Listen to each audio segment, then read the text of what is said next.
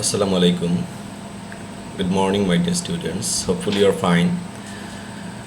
COVID situation has got better, and we have started attending our school. We have been waiting for long to get rid of COVID. Still, it's not out, but situation is good enough to open the school, and we are attending school regularly now.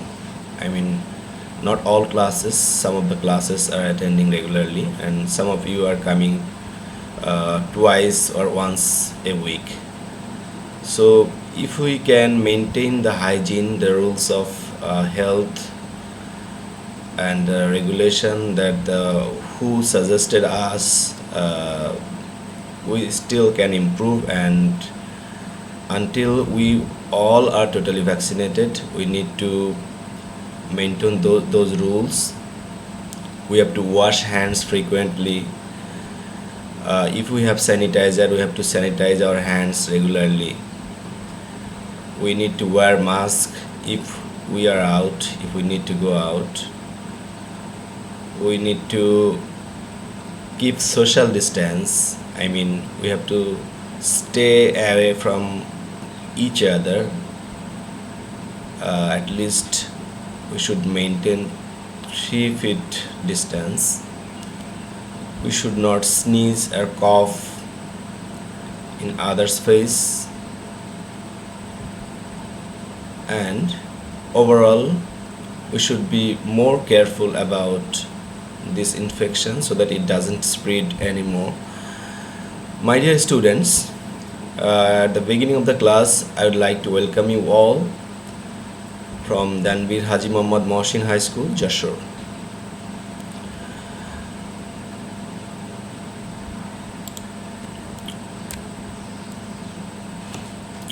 And I am Jahangir Hussain, Assistant Teacher English, Danbir Haji Muhammad Mohsin High School, Jashore. Dear students, you can see a logo, the logo of United Nations, and you can see an entrance, nicely decorated entrance, which is the entrance of United Nations. So what do you know about the United Nations? Your answer could be like this. United Nations is an international organization which was founded in 1945 after the Second World War with the aim of maintaining international peace and security, developing friendly relations, promoting human rights. This is what United Nations is for. Now you can see the picture of an assembly. It is, of course, one of the sessions of the United Nations Assembly, and on your right you can see the picture of the father of the nation, Bangabandhu Sheikh Mujibur Rahman, delivering speech. So what do you know about Bangabandhu's speech at the UN? The answer is Bangabandhu delivered a speech just after getting the membership of the UN. It was the first time in the history of UN that Bangabandhu delivered the ever first speech in Bangla. He expressed his utmost gratitude to the global community for standing beside Bangladesh at the time of Liberation War. So, can you guess what our today's topic is? It is Bangabandhu at the UN. It is included in your syllabus, Unit 1, Lesson 3. After the completion of the lesson, you will be able to read and understand texts, narrate incidents and events in a logical sequence, participate in a conversation, discussion and debates. And you will also be able to tell stories. So my dear students, let's be introduced with some new words. The first word is influential. It means someone or something having great command in the society, and it's an adjective. If we make a sentence with that, We will get the sentence like the speech of 7th March was very influential to raise the spirit of freedom in Bangali's mind. Our next word is Venci Vidi Vici. It's actually a phrase of Latin. It means I came, I saw, and I conquered. It was delivered by Julius Caesar, who was himself a Roman general and statesman from 14th BC until 44 BC. So, next word is oration. Oration means a formal speech on a special occasion. It's a noun. The oration of Bangabandhu at the UN was a Veni Vidi Vici experience from him. Our next new word is charismatic. Charismatic means fascinating, captivating, compelling charm which inspires devotion in others. It's an adjective, and we can make a sentence like this: Bangabandhu is an icon of charismatic leadership. Our next word is milestone. Milestone means a significant stage or event in the development of something. It's a noun. Formation of Mujibnagar government on 17th April 1971 is a milestone in the War of Liberation. Our next new word is integrity. It's a noun.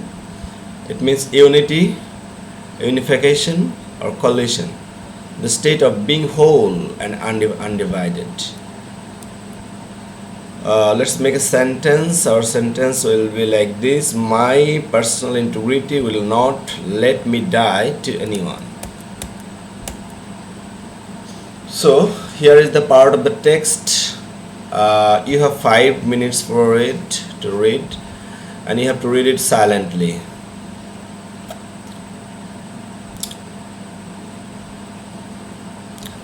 My dear students, I am reading the text for you so that it becomes easy for you. Bangabandhu's speech at the United Nations General Assembly is a matter of great pride for us. He delivered the speech on 25th September 1974, just after a week Bangladesh became a member of the UN. To be a member of the UN was not an easy go, as some influential countries are opposing the membership of Bangladesh. So it was another war that Bangabandhu had to wage. But finally, Bangabandhu won. He won not only the UN membership, but also every who listened to his ever first speech at the UN. It was a Veni Vidi Vici experience for him. He came, he saw, and he conquered everyone. Bangabandhu was the first person in the history of UN to deliver a speech in Bangla, the language of the 7.5 crore, that means 75 million Bengalis, the language of the language matters. The poet of oration, the icon of charismatic leadership, touched another milestone, and so did the Bengalis through him. It was a speech revealed Bangladesh's stand on our national or international issues before the global community. So, after reading the text, you might be able to answer some of the questions made from that passage. The first question is, what is Bangabandhu's assurance after Bangladesh to the United Nations of the world? What was the Bangabandhu's assurance about Bangladesh to the nations of the world? How did Bangabandhu express his gratitude to the international community? The third question is, what type of world did the father of the nation expect? Question number 4. For whom and against what Bangabandhu expressed his solidarity? The last question, the author mentioned Bangabandhu as the leader of the third world. Why? So, you have to answer all of these questions and show me in the classroom when we meet. Here section C, here some of the words or phrases from the text, the meaning of which are given below with alternatives. You have to choose the best answer as per the context. So we see the first question is here. So it was another word that Bangabandhu had to wage. Here the meaning of the underlined word is, the first option is salary, then carry on, then currency, and then pay. Then second question is, it was a veni vidi vici experience for him. The meaning of the underlined phrase is, he came, spoke, own, he spoke, he ran, he saw, he ran, he came, he won, or he came, he saw, he conquered. Which could be the right one? You perhaps guess rightly, give the right answer, okay? And I think your answer matches. Bangabandhu clarified Bangladesh's absolute pledge to the millions of the UN charters. The meaning of the underlined word is, first option is determination, next one is position, and third option is narration, and the last option is situation. What could be the right answer? I think your answer is right and matching with my one. Pledge means determination. So our fourth question is, it was essential to justify the sacrifice of the countless martyrs. The meaning of the underlined phrase is, what does countless martyr means? Here are the four options. I think you have guessed rightly. The answer is the number of people who sacrificed their lives, and it is impossible to count them.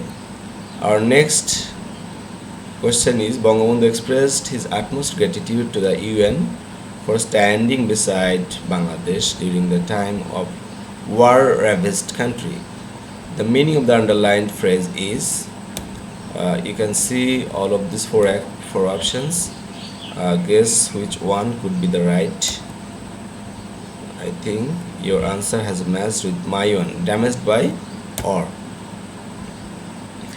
Our sixth question is, he expressed his worry about people's plight to earn their own rights.